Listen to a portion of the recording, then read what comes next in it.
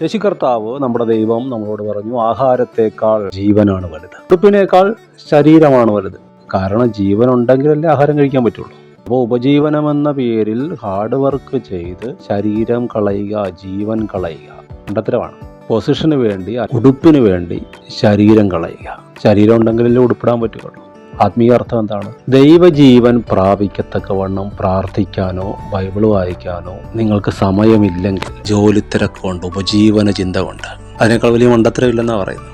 സഭാജീവിതം, സഭാംഗം എന്ന പൊസിഷൻ നിങ്ങൾക്ക് നിലനിർത്താൻ കഴിയുന്നില്ലെങ്കിൽ, കൂട്ടായ്മയ്ക്ക് സമയമില്ലെങ്കിൽ, സഭായോഗത്തിന് പോകാൻ നിങ്ങൾക്ക് പറ്റാതെ വണ്ണം ഞായറാഴ്ചയും കൂടെ ജോലിയാണെങ്കിൽ വേറെ ജോലി നോക്കിക്കോളാൻ. അല്ലെങ്കിൽ നമ്മുടെ ചുറ്റുവട്ടത്ത് നമ്മൾ കാണുന്നത് പോലെ ദുരന്തം നമ്മളെ പിടികൂടും. ജ്ഞാനിയായ സോളമൻ ഇങ്ങനെ പറഞ്ഞു, 2 കൈ നിറയെ അധ്വാനവും വൃഥാ പ്രയത്നം ഉള്ളതിനേക്കാൾ 1 കൈ നിറയെ വിശ്രാമം അധികം നല്ലത്.